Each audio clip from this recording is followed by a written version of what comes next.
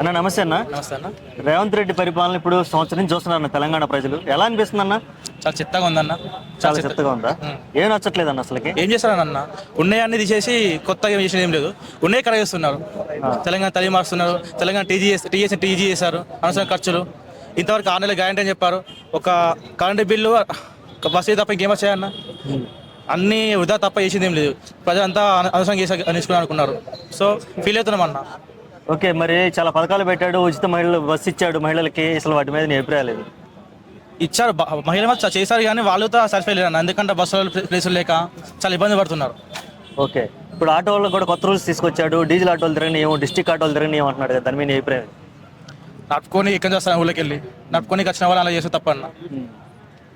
ఇప్పుడు అన్ఎంప్లాయ్మెంట్ ఎలా అనిపిస్తుంది అసలు? ఎక్కడ నాది బీటెక్ అయిపోయింది, ఎక్కడ ఆపర్చునిటీ లేక ఖాళీగా ఉంటున్నా. ఏదో పని చేసుకున్నా ఖాళీగా. అదే జాబ్లు ఉంటే మేము పని చేసుకుంటాం కానీ ఏదో ఒక జాబ్లు క్రియేట్ చేస్తే అయిపోతుంది. ఇంకా తెలంగాణ తల్లి కాకుండా టీసీ కాకుండా మాకు జాబ్లు పైసలు పెట్టి కంపెనీలు పెట్టి పరిశ్రమ పెంచండి. అలా అయితే జాబ్స్ ఉంటాయి. చాలా చిన్న చిన్న కంపెనీలు వచ్చిన చాలా వరకు చాలా యూజ్ ఉంటుంది అందరికీ. ప్రతి ఒక్కరు ఏదో పని చేసుకుంటున్నారు అన్న. స్విగ్గీ అని, జొమాటో, ర్యాపిడో అని, ఆటో అని ఏదో ఒక పని చేసుకుంటున్నాను. అదే మంచి జాబ్లు ఓపెనింగ్ చెప్పించి వేరే కంట్రీ నుంచి ఒక పెట్టుబడి పెడితే బాగుంటుంది కదా అన్న.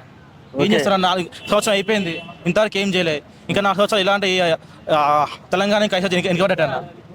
తెలంగాణ వెనక్కిపోయినట్టే. వెనకపోయిందన్న. ఓకే, రైతుల పరిస్థితి ఎలా ఉంది మీ ఊళ్ళో కానీ? తెలిసిన వాళ్ళ రైతుల పరిస్థితి కానీ అసలు వాళ్ళ నుంచి ఏం తెలుసు? వాళ్ళకి టైంకి మనీ ఉండగా పడట్లేదు అవి అకౌంట్లో. అది చాలా రుణమాఫీలు పడట్లా, రైతు బంధువులు పడట్లే, టైంకి పడట్లే. వాళ్ళు బాధలు వాళ్ళు పడుతున్నారు. ఇంత ముందు కన్నా మంచి పడేది టైంకి. ఇప్పుడు చాలా ఇబ్బంది పడుతున్నారు ప్రజలు. సన్న బియ్యానికి బోనస్ ఇస్తా అన్నాడు, దాని పరిస్థితి మంచిగా అనిపించిందా? ఎక్కడన్నా సరే సన్న బియ్యం కనవలేదు అన్న. ఒక స్టార్టింగ్ ఒక కొనుగోలు వచ్చాయి అంతే. తర్వాత ఈ రాని రాలే, మళ్ళీ బోనస్లు కూడా రావట్లేదు. ఇప్పుడు నిన్న కాక మొన్న అరెస్ట్ అయినటువంటి అల్లు అర్జున్ గారిని కూడా దాని వెనక కారణం సీఎం రేవంత్ రెడ్డి గారు ప్రెస్ మీట్ లో తన పేరు తప్పు పలకారని లోపలికి వేశారన్న. అంతేనా? అంతే, ఫిక్స్. డౌటే లేదు.